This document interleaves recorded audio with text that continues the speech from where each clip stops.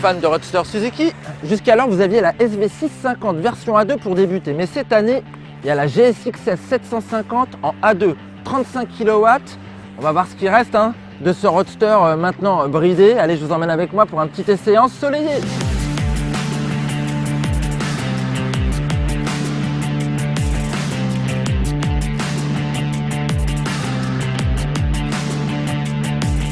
Héritière des GSR, roadster de moyenne cylindrée animé par des moteurs dérivés des sportifs GSX-R, la GSX-S est donc aujourd'hui disponible en A2. Suzuki la plus vendue en France actuellement, cette nouvelle version bridée propose un look d'enfer, c'est clair, mais pas que. Rentrons maintenant directement dans le vif du sujet. Que vaut ce 4 cylindres de 750 cm3 passé à 35 kW? Alors, bon, il n'y a pas de mystère, c'est pas comme le moteur normal qui fait quand même 114 chevaux, je vous le rappelle. Là, on en a 47,5, donc forcément, si je fais le calcul, j'ai 2 fois moins de sensations. C'est un petit peu ça au final. Mais ce qui est plutôt intelligent, c'est que justement, toute la partie basse du compteur me rappelle l'original. Je trouve vraiment que jusqu'à 6000 tours, on a vraiment des performances, on a beaucoup de panache. Il est plutôt volontaire ce moteur. En revanche, quand on arrive aux 6000 tours, la messe est dite, comme dirait l'autre, circuler, il n'y a plus rien à voir. Voilà, il a été passablement muselé au niveau de la longe. Forcément, c'est un petit peu le compromis finalement. On n'atteint pas des vitesses stratosphériques, mais pour préserver son permis, c'est peut-être ça qu'il faudrait à tout le monde.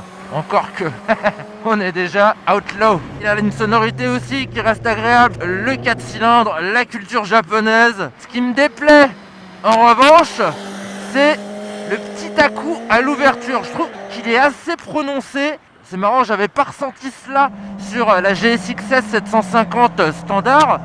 Côté transmission, par contre, la RAS, tout va bien. Moi, j'aime toujours ce levier qui est très agréable. Cette boîte Suzuki qui, franchement, me pose aucun problème. J'ai aucune critique à lui faire. Cette transmission est identique à celle du modèle standard. D'ailleurs, même au niveau de la partie cycle et des assistances, cette A2 n'a rien envié à la version originale de la 750. On retrouve tout ce qui fait que la GSX-S est un roadster sportif en termes de position de conduite. On a une position plutôt à l'attaque, un peu basculée vers l'avant. Je dis un peu parce qu'il y a quand même des machines qui sont plus caricaturales dans ce registre. Et le guidon aussi est plutôt pas mal, il est pas trop large, il est assez ramené vers moi, un petit peu centré pour que justement j'éprouve du confort et que j'ai pas de difficulté à l'attraper. J'aime bien aussi l'ergonomie des commandes, notamment au niveau des commodos. Ils ont un super bouton de mode qui est très pratique, très instinctif. On a une très bonne maîtrise, ce qui permet d'apprendre un petit peu les rudiments de la conduite de ce genre de roadster péchu. Le freinage aussi, il est super rassurant. Il y a une bonne attaque, il y a du mordant, il y a un levier à la puissance réglable. En revanche, je suis pas méga fan du feeling du frein arrière. Et puis il y a l'ABS. Par contre, il faut faire un petit peu gaffe quand même en ville, dans le sens où le rayon de braquage n'est pas exceptionnel. Donc sur les demi-tours, on fera attention à ne pas se faire emporter par son poids. Elle a une méga rigueur sur l'angle, ça j'adore. Les suspensions sont plutôt bien faites. Là aussi, elles sont sportives. C'est-à-dire qu'elles sont fermes, mais pas à l'extrême. Et puis on peut régler la fourche. Et puis les pneus, elle est quand même superbement bien chaussée. Ce qui n'a pas toujours été le cas des Suze. Mais là, sur la GSX-S, ils lui ont mis du S21 de chez Bridge.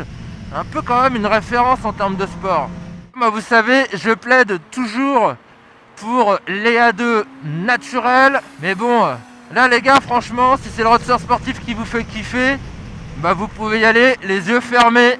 Vous allez déjà bénéficier d'un super châssis, même si vous n'avez pas toutes les performances. On a quand même un roadster sportif très équilibré. Et franchement, je me suis fait plaisir. Un plaisir placé sous la surveillance d'un anti-patinage réglable sur 3 niveaux pour ce gros cube A2 qui se négocie 200 € de moins que la version A, soit 8 599 € pour notre modèle d'essai bleu ou 8 799 € si vous la préférez en noir.